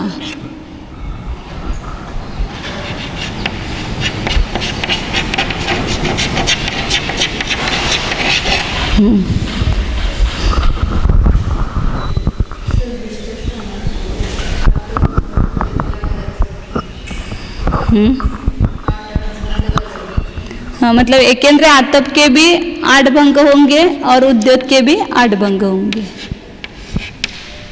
सब जगह। या देवगतियुत वहाँ पहले से छठे तक 8 भंग होंगे, नरगतियुत का एक ही भंग हुआ। एक बार सब नियम या समझ में आते हैं ना तो फिर कुछ कठिन नहीं है। अपर्याप्त की जगह भंग करना नहीं है, नरक गति में भी भंग करना नहीं, सब अप्रशस्त का बंध होता है। दूसरा बताया पर्याप्त एकेंद्रिय में जो है 5 सूक्ष्म और एक साधारण वनस्पति में 4 ही भंग होंगे, बाकी सब एकेंद्रियों में 8 भंग होते हैं। और इसी प्रकार द्विंद्रिय, त्रिंद्रिय, चतुरिंद्रिय, पंचेंद्रिय, इनमें चतुरिंद्रिय और असौदनी पंचेंद्रिय तक केवल 3 युगल का ही अल्टरनेट बंध होता है, बाकी सब अप्रशस्त का ही बंध होता है। और तिर्यंच पंचेंद्रिय के साथ और मनुष्य गति के पर्याप्त के साथ में ये सब भंग बनते हैं। 6 संस्थान, 6 संवनन और 7 युगल इसके भंग बनते हैं। फिर दूसरे गुणस्थान से लेकर के जितनी जितनी प्रकृतियों की बंध विच्छुत्ति हुई तो उसके अपेक्षा से भंग कम होते गए, क्योंकि पहले में 1 संस्थान 1 संवनन चला गया, दूसरे में 4 संस्थान और 4 संवनन चले गए। और अप्रशस्त प्रकृति का ही बंध होता है, इसलिए वहाँ एक ही भंग बनता है। और छठे के बाद केवल 3 अशुभ प्रकृतियों का भी वहाँ बंध विच्छुत्ति हो गई, अस्थिर, अशुभ और अयश की, इसलिए आगे केवल प्रशस्त का ही बंध होगा, तो वहाँ पर भी एक एक भंग होते हैं।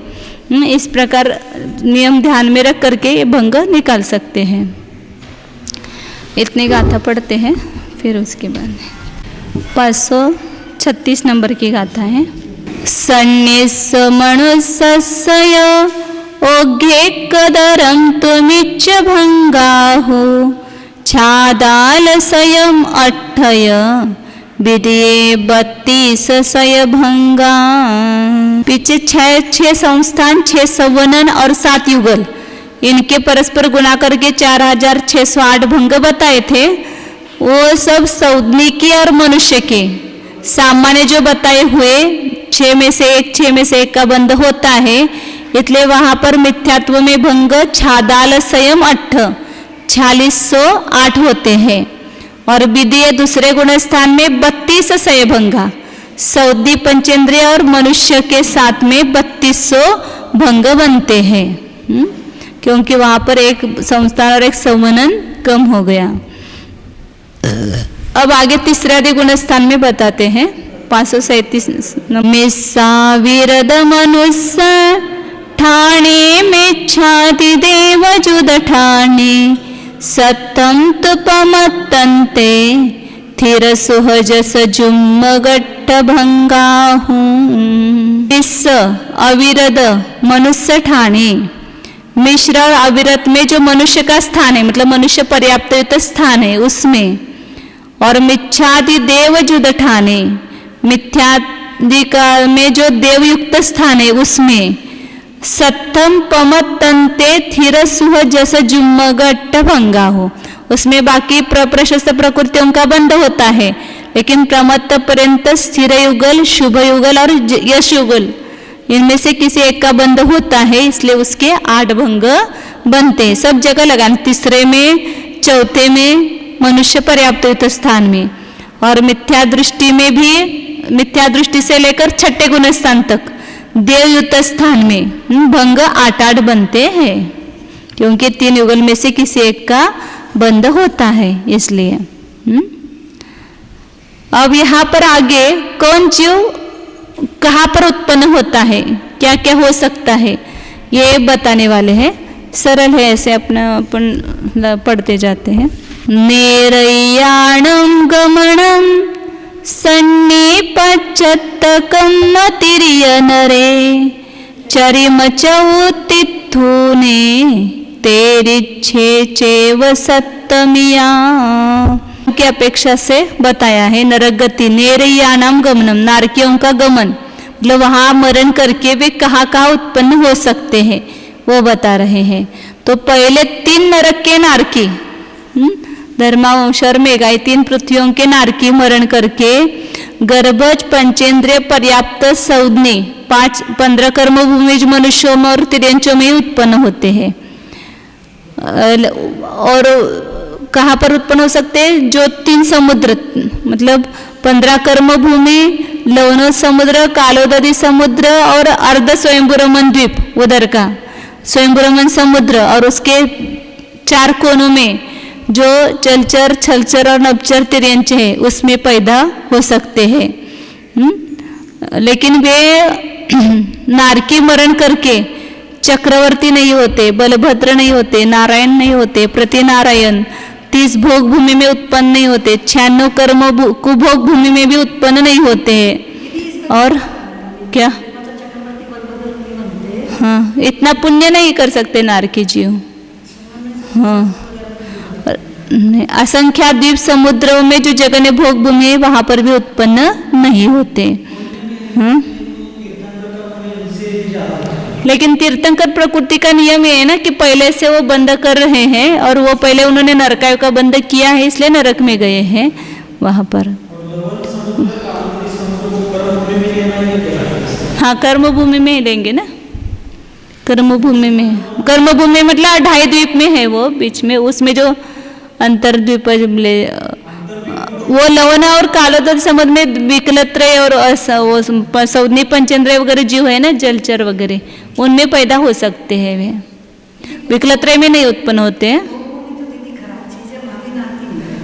नारकी भोग भूमि में पैदा होते ही नहीं है वहाँ पर। तो कुभोग भूमि हो, कुभोग भूमि हो, कोई भी हो, वहाँ पर उत्पन्न नहीं होते हैं। तो सामान्य यहाँ गाथा में तो इतना बताया है कि हाँ?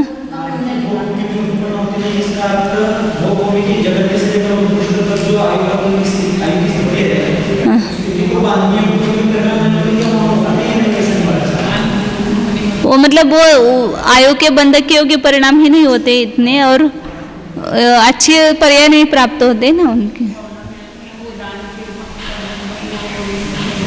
नारकियों में दान आदि नहीं होते हैं, इसलिए। तिरंचों में तो उन्होंने बताया कि तिरंचों में भी दान वगैरह, अनुमोदना वगैरह करते हैं और स्वयं दान भी देते हैं तिरंच। एक तिरंच दूसरे व्रती तिरंच को जानते हैं और उनको उनकी व्यवस्था भी करते हैं, उनको ऐसे प्रासुक वनस्पति वगैरह ला के देना करना। हाँ, ऐसा वो ऐसे करते होंगे ना, उसमें बताया उन्होंने धवला कि सल्लकी के पत्ते वगैरह तोड़ करके लाते हैं, ऐसा दूसरे तिरंच को देते हैं, ऐसे मतलब व्रती तिरंच को ऐसे। सन्निपज्जत कम्मत निर्यत, इसमें तो सामान्य क्या बताया कि नारकियों का गमन सौदनी, पर्याप्त, कर्मभूमि, तिर्यंच और मनुष्य में होता है।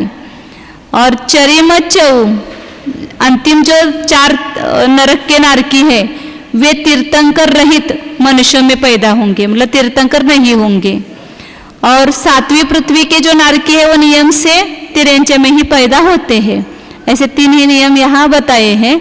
वापिस अपन देखते हैं कि 4थे नरक के नारकी जो है वो तीर्थंकर नहीं होते, 5वें नरक के नारकी है वो तीर्थंकर भी नहीं होते और मोक्षगामी भी नहीं। 4थे नरक के से आया हुआ जीव मोक्ष गमन कर सकता है लेकिन तीर्थंकर नहीं हो सकता है। और 5वें नरक से आया हुआ जीव जो है वो हो मोक्षगामी भी नहीं हो सकता है। हाँ, संयम धारण कर सकता है लेकिन मोक्ष नहीं जा सकता है। 6ठे नरक का नारकी संयम भी धारण नहीं कर सकता है। और 7वें नरक से आया हुआ जीव जो है वो देश संयत, मतलब 5वां उसमें भी मतलब मिथ्या दृष्टि तिरंच होगा नियम से। वहां से आया हुआ जीव भी देश संयम और असंयम सम्यक तो को भी प्राप्त नहीं हो सकता है। वहां नरक में 33 सागर तक सम्यक तो रह सकता है लेकिन वहां से इधर तिरंच में आने पर सम्यक तो नहीं हो सकता है। क्रूर ऐसा ही तिरंच होगा वहां पर।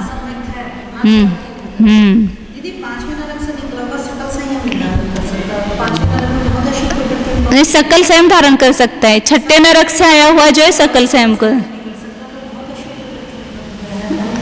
अशुभ का उदय नहीं, ऐसे वो संक्लिष्टता है इसलिए वो नहीं हो सकता, उस नरक से आया रहेगी। अभी भी अपन मतलब पहचान सकते, कोई ऐसा ज्यादा संक्लेश वाला है वो खोटी गति से आया हुआ जीव है, ऐसे शांत परिणामी है वो, जैसे वो देवगति से या मनुष्य मर करके मनुष्य हुआ है, ऐसे हो सकते हैं। ये नरक के अपेक्षा से ये बताया नियम बताया।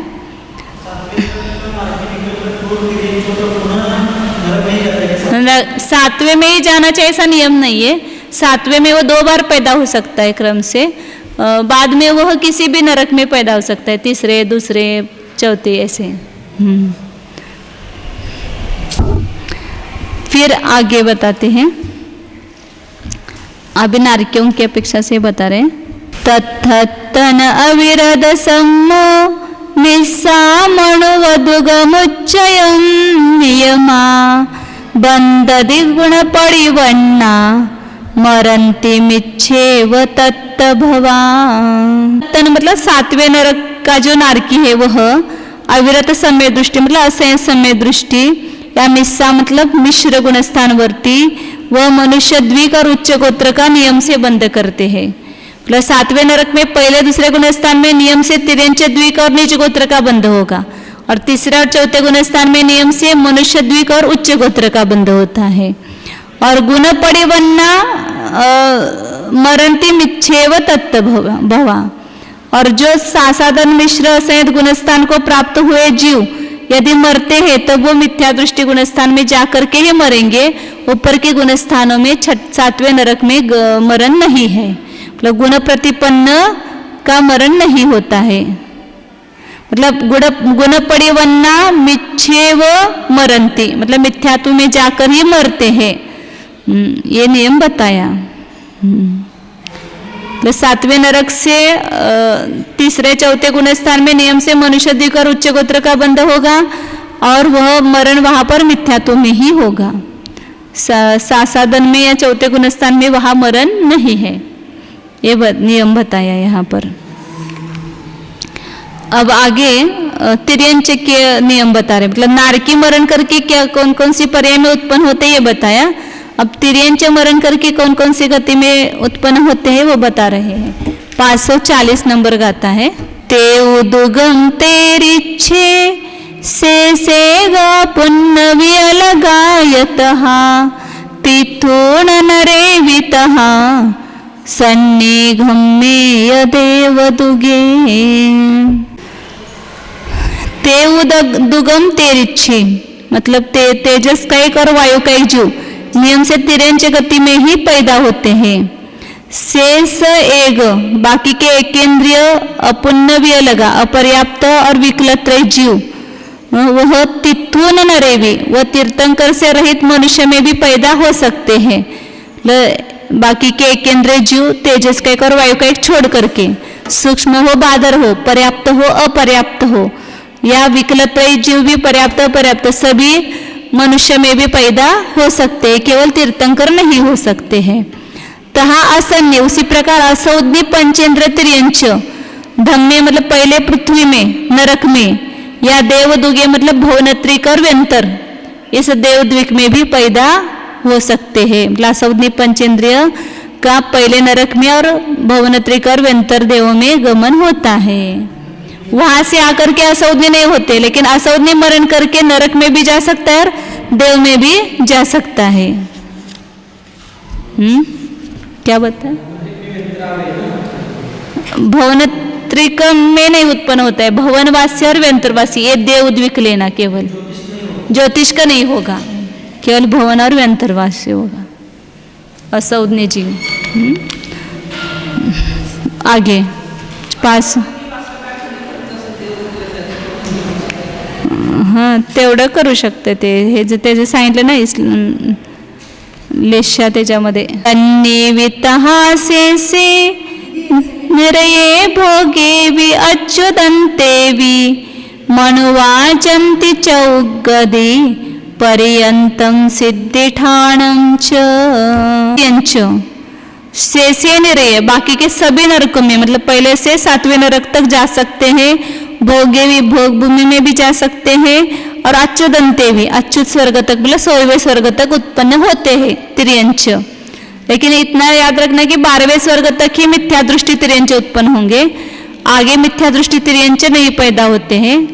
4 या 5 गुण स्थानवर्ती तिर्यंच ही 16वें स्वर्ग तक जाते हैं।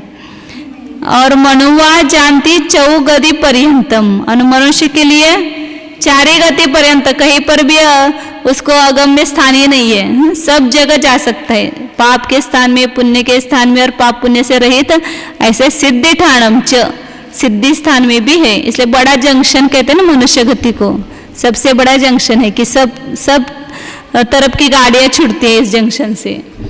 और सौदनी पंचेंद्र जो थोड़ा सा छोटा, उससे छोटा, और उससे देवगति और नरगति और छोटे जंक्शन है कि वहाँ से केवल मनुष्य और तिर्यंच गति के लिए ही गमन होता है। नित्य और इतरनी गोल के सूक्ष्म जीव यदि मरण करके मनुष्य हो जाए तो समय को देश से को धारण कर सकते हैं। इसमें लिखा है नित्य इतरनी गोल के सूक्ष्म जीव यदि मरण करके मनुष्य हो तो समय को देश सकल स्वयं को ग्रहण नहीं करते, ऐसा समय को देश से को ग्रहण करते हैं। इतरनी गोल का जीव धारण कर सकता है, हाँ, मरण करके वो मनुष्य हो सकता है हो सकता है देश संयम। और सम्यक्तों को दे लेकिन नरक का जीव निकल के ये नहीं कर सकता, तो ये इतरनी का जीव का क्या चक्कर है? ये तो बहुत ही खराब है, नरक से तो ज्यादा ही है।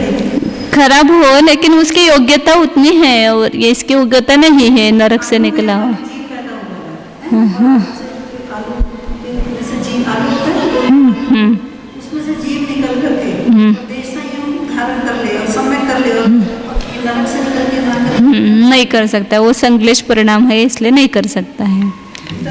अब योग्यता जो है, स्वभाव जो है, उसको अपन बदल सकते हैं क्या? निगोदी जो ज्यादा दुखी, उसके अव्यक्त मतलब व्यक्त नहीं कर सकते, इसके अपेक्षा से दुख ज्यादा है, और व्यक्तता की अपेक्षा से देखते तो नारकियों का ज्यादा दिखता है दुख।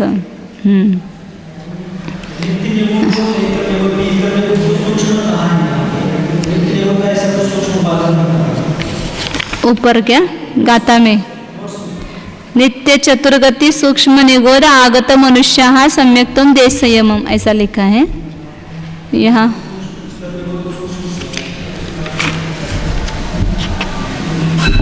मनुष्य गति में नहीं, यहाँ ऊपर लेना है क्या? तिर्यंच गति में से हाँ, बादर सूक्ष्म पर्याप्त अपर्याप्त पृथ्वी जल नित्य निगोद इतर निगोद पर्याप्त अपर्याप्त सप्रतिष्ठित अप्रतिष्ठित प्रत्येक वनस्पति पर्याप्त अपर्याप्त द्विंद्रिय त्रिंद्रिय चतुरिंद्रिय ये सब लिया। इसमें क्या नहीं लिया बोल रहे अब? हाँ हाँ, भोग भूमि पंचेंद्र तिर्यंच के बिना शेष सर्व तिर्यंचों में 63 शला का पुरुष भोग भूमि मनुष्य को छोड़कर सर्व मनुष्यों में नित्य निगोद व इतर सूक्ष्म निगोद जो मनुष्य होकर देश संयम व सम्यक्त्व धारण ग्रहण करते हैं किंतु सकल संयम नहीं ग्रहण करते। हाँ,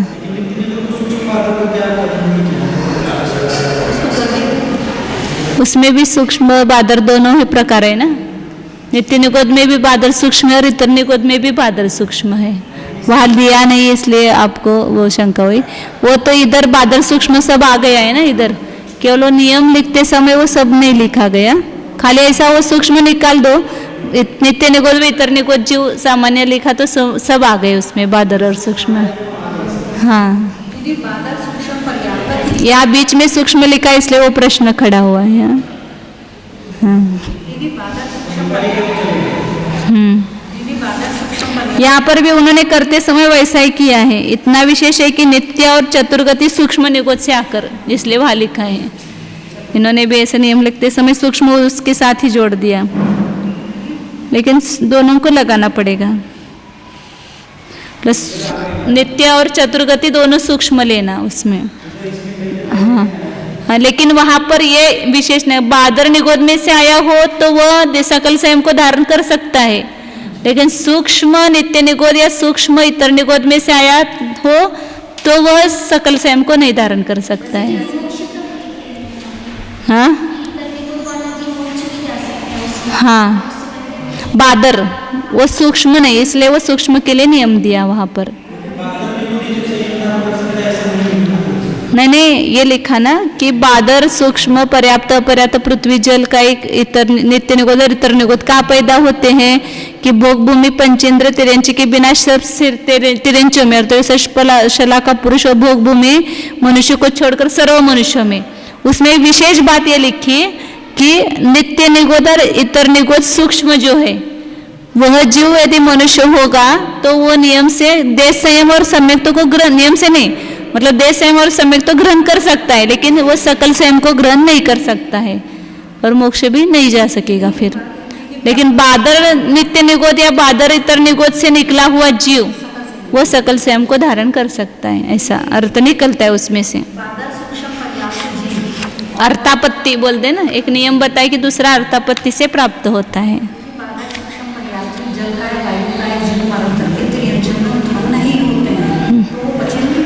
तिरंचों में उत्पन्न नहीं होते। कौन? इन्होंने लिखा बाधा सूक्ष्म पर्याप्त अपर्याप्त जीव मरण करके तिरंचों में तथा 63 शला के पुरुषों में उत्पन्न के बिना मनुष्यों में ही उत्पन्न होते हैं। तो तिरंचों में क्यों नहीं उत्पन्न होते? तिरंचों में होते हैं ना, भोग भूमि पंचेंद्र तिरंचे बिना सर्व तिरंचों में, और 63 शला का पुरुष वो भोग भूमि मनुष्य को छोड़कर सर्व मनुष्यों में उत्पन्न होते हैं। उत्पन्न नहीं होते ऐसा नहीं लिया, भोग भूमि तिरंचों में उत्पन्न नहीं होंगे, शेष सभी तिरंचों में उत्पन्न होंगे। वो आपको पढ़ना नहीं आया होगा इधर उधर बराबर लगा करके।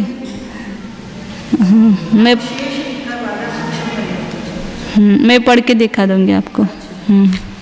आगे 542 नंबर का आता है।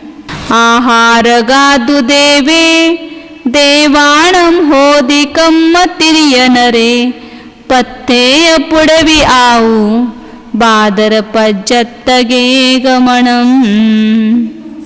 आहार गादु देवे, आहारक देह सहित प्रमत्त सहित मुनि का मरण हो गया समझो, तो वह नियम से देवग में ही उत्पन्न होगा।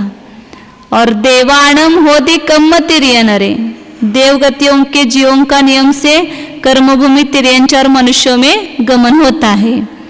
पत्ते पुडवी आऊ बादर पज्जत तगे मरणम, और उसमें प्रत्येक वनस्पति पृथ्वी का एक और अब का एक बादर पर्याप्त में भी देवों का गमन होता है। मतलब पहले 2 स्वर्ग के और भुवनत्रिक के देव मरण करके प्रत्येक वनस्पति पृथ्वी का एक और जल का एक बादर पर्याप्त भी हो सकते हैं।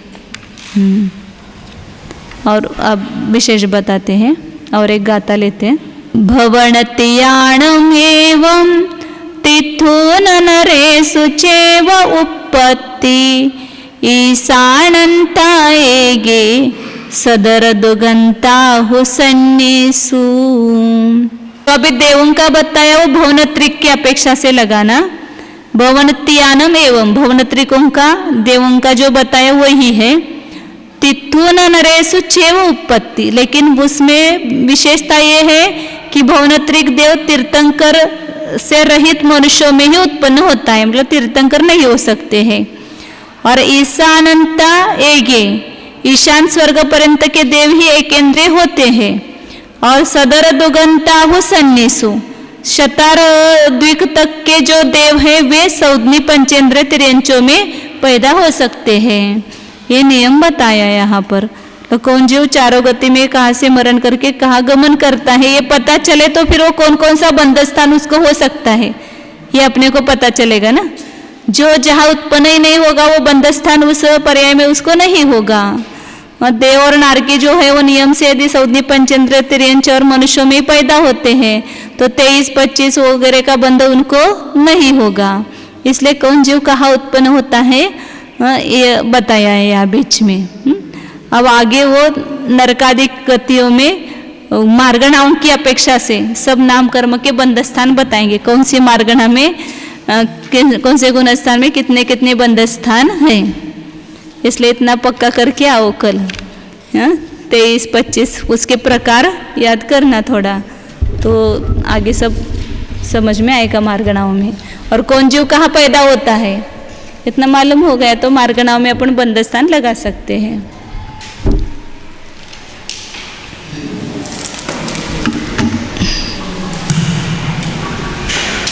हाँ आलू का दूध गया 150 पड़ गया, समय कट गया किसी का वो किसी वजह से कर्म को वैसे चला गया कर लिया और फिर एकदम निकल गया। योग्यता ही शरण है। योग्यता है उस जीव की बस। और 7वें नरक कैसे निकले हुए जीव की ऐसी योग्यता ही नहीं है। अच्छा पॉइंट भी बढ़िया समय का 12वां समय उसी संस्कार से चला गया और ऐसे धर्म के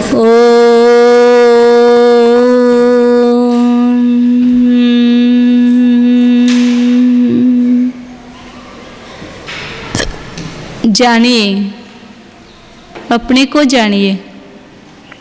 मैं हूँ। अन्य पदार्थों को जानने में हम अपने अस्तित्व को ही भूल जाते हैं। अब याद कीजिए, अपने स्वभाव का स्मरण करके स्वभाव को जानने का पुरुषार्थ कीजिए। उपयोग को बाहर से समेट करके भीतर ले जाइए। भीतर जो सर्वोत्कृष्ट वस्तु विद्यमान है उसका आदर कीजिए। जानना ही उसका आदर है। उसको देख करके खुश होना ही उसका आदर है। भीतर स्थित कर्म कलंक रहित निष्कलंक ऐसे चैतन्य देव को देखिए।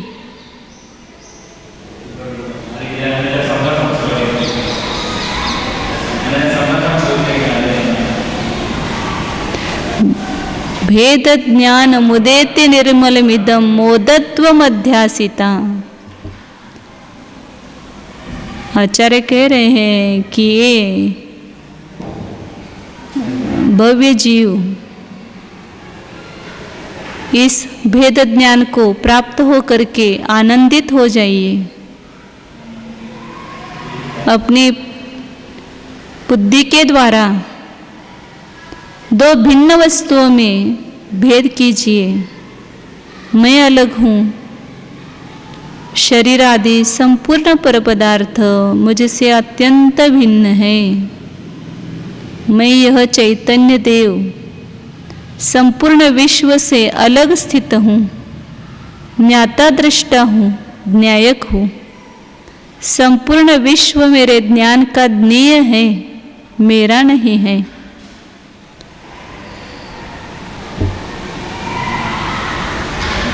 जिसमें संपूर्ण विश्व झलक रहा है ऐसा ज्ञान दर्पण मैं हूँ। देखिए, ज्ञेय मेरे न्यायक की ही प्रसिद्धि कर रहे हैं। ज्ञेय को जान रहे हैं, इसका अर्थ मैं ज्ञान स्वरूप हूँ। जानिए, मैं नाम कर्म नहीं हूँ। नाम कर्म के बंध स्थानों से सर्वथा भिन्न, उदय स्थानों से भी भिन्न, सत्व स्थानों से भी सर्वथा भिन्न हूँ। नाम कर्म के बंध स्थान कर्म में स्थित है, मुझ में नहीं। मैं तो उसके पास में अलग खड़ा हूँ। उसको केवल तटस्थ पुरुष की भांति जान रहा हूँ, देख रहा हूँ। जानिए, जानने वाले को जानिए। ज्ञानानंद स्वरूप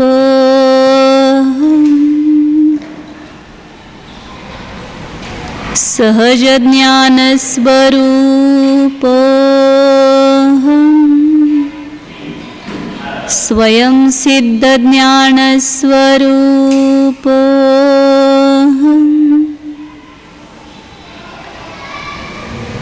निरामय चैतन्य स्वरूप विविक्त चैतन्य स्वरूप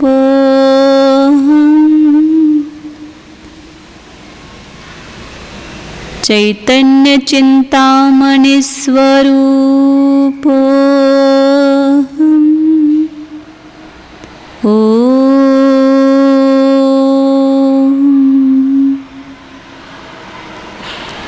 विसर्ज। नमो अरिहन्तानं नमो सिद्धाणं नमो आयर्याणं नमो वच्छायाणं नमो लोये सव्वसाहूणम्।